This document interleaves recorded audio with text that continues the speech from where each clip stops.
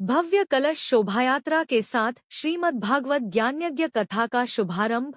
551 महिलाओं ने लिया भाग।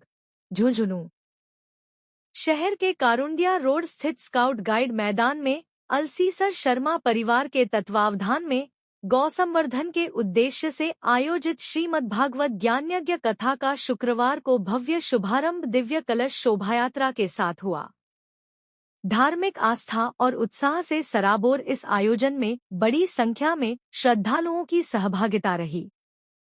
पूरे शहर में आध्यात्मिक वातावरण बना रहा और विभिन्न स्थानों पर श्रद्धालुओं ने शोभायात्रा का पुष्पवर्षा कर स्वागत किया। कथा संयोजक प्रदीप शर्मा अलसीसर ने बताया कि आयोजन की शुरुआत प्रातः लावरेश्वर महादेव मंदिर प्रांगण से हुई।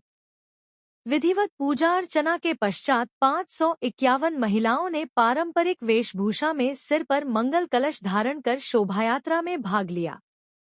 महिलाएं एक समान वेश में भक्ति भाव से भजन कीर्तन करते हुए आगे बढ़ रही थी, जिससे पूरा वातावरण भक्तिमय हो उठा। गाजे बाजे, ढोलन गाड़ों और शंखध्वनि के बीच निकली इस शोभायात्रा में राधा कृष्ण की आकर्षक झांकी विशेष आकर्षण का केंद्र रही। शोभायात्रा लावरेश्वर महादेव मंदिर से रवाना होकर रानीस्ती रोड, चूना चौक और गांधी चौक से होते हुए कथा स्थल स्काउट गाइड मैदान पहुंची। मार्ग में व्यापारिक प्रतिष्ठानों और सामाजिक संगठनों की ओर से श्रद्धालुओं के लिए शीतल जल की व्यवस्था की गई। कई स्थानों पर श्रद्धालुओं ने पुष्पवर्षा कर शोभायात्रा का स्वागत किया। युवाओं और बच्चों ने भी उत्साहपूर्वक भागीदारी निभाई। कथा स्थल पर श्रीमद् भागवत महापुराण ग्रंथ का वैदिक मंत्रोच्चार के साथ विधिवत पूजन किया गया। मुख्य यजमान श्रीमती पुष्पा देवी एवं विमल शर्मा ने दिव्य ग्रंथ को सिर पर धारण कर शोभायात्रा में सहभागिता निभाई। इसके पश्चात संगीतमय श्रीमद् भागवत ज्ञानयज्ञ कथा का शुभारंभ हुआ। मंच को आकर्षक पुष्प सज्जा और धार्मिक प्रतीकों से सजाया गया था। इस अवसर पर कथावाचक लाल गोविंद दास महाराज, इस्कॉन मंदिर, अमेरिका, ने अपने मुखारविंद से श्रीमद् भागवत महापुराण के महात्म्य का विस्तृत वर्णन किया। उन्होंने कहा कि श्रीमद् भागवत कथा केवल धार्मिक अनुष्ठान नहीं, बल्कि जीवन को सकारात्मक दिशा देने का माध्यम है। कथा श्रवण से व्यक्ति के भीतर आध्यात्मिक चेतना जागृत होती है और समाज में नैतिक मूल्यों की स्थापना होती है। महाराज ने एकादशी के महत्व पर प्रकाश डालते हुए बताया कि यह दिन आत्मशुद्धि और संयम का प्रतीक है। उन्होंने कहा कि नियमित रूप से कथा श्रवण और नामस्मरण करने से मन को शांति मिलती है तथा पारिवारिक जीवन में सामंजस्य बढ़ता है। उन्होंने गौ संवर्धन के महत्व पर भी जोर देते हुए कहा कि भारतीय संस्कृति में गौ माता का विशेष स्थान है और गौ सेवा समाज के लिए पुण्यदायी कार्य है। आयोजन समिति की ओर से बताया गया कि यह सप्ताह ज्ञानयज्ञ कथा 13 फरवरी से 19 फरवरी तक प्रतिदिन दोपहर 2 बजे से सायं 5 बजे तक आयोजित की जाएगी। कथा के दौरान प्रतिदिन भजन कीर्तन, प्रवचन और प्रसादी वितरण की व्यवस्था रहेगी। श्रद्धालुओं की सुविधा को ध्यान में रखते हुए शहर के प्रमुख स्थानों तथा आसपास के कस्बों से कथा स्थल तक निःशुल्क वाहनों की व्यवस्था की गई है, ताकि अधिक से अधिक लोग कथा का लाभ उठा सकें।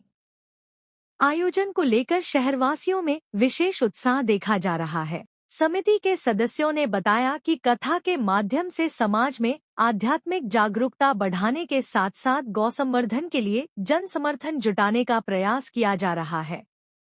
कथा पंडाल में बैठने की समुचित व्यवस्था, पेयजल, छाया और सुरक्षा के विशेष प्रबंध किए गए हैं। शोभायात्रा एवं कथा शुभारंभ के अवसर पर राजकुमार शर्मा, सुनील शर्मा, आदित्य शर्मा, उमाशंकर महमिया, शिवचरण पुरोहित, पवन शर्मा देरवाला, कमलकांत शर्मा, गणेश हलवाई, वशिष्ठ शर्मा, एडवोकेट सुशील जोशी, राम गोपाल महमिया, विनोद सिंघानिया, DN तुलस्यान, राजकुमार तुलस्यान, श्रीकांत पंसारी, विकास पुरोहित, राकेश सहल, सुरेंद्र शर्मा ढानीवाला, अनिल जोशी, रविंद्र तोलियासर, पवन पुजारी, शिवचरण हलवाई, प्रमोद खंडेलिया सहित बड़ी संख्या में श्रद्धालु उपस्थित रहे। पूरे आयोजन के दौरान प्रशासनिक व्यवस्थाओं का भी ध्यान रखा गया। यातायात को सुचारू बनाए रखने के लिए स्वयंसेवकों की टीम तैनात रही। समिति सदस्यों ने बताया कि कथा के समापन पर विशेष हवन एवं पूर्णाहुति का कार्यक्रम आयोजित किया जाएगा, जिसमें समस्त श्रद्धालुओं को आमंत्रित किया जाएगा। धार्मिक आस्था, सामाजिक एकता और सांस्कृतिक परंपरा के संगम के रूप में आयोजित इस श्रीमद्भागवत ज्ञानयज्ञ कथा के शुभारंभ ने शहर में आध्यात्मिक वातावरण का संचार किया है।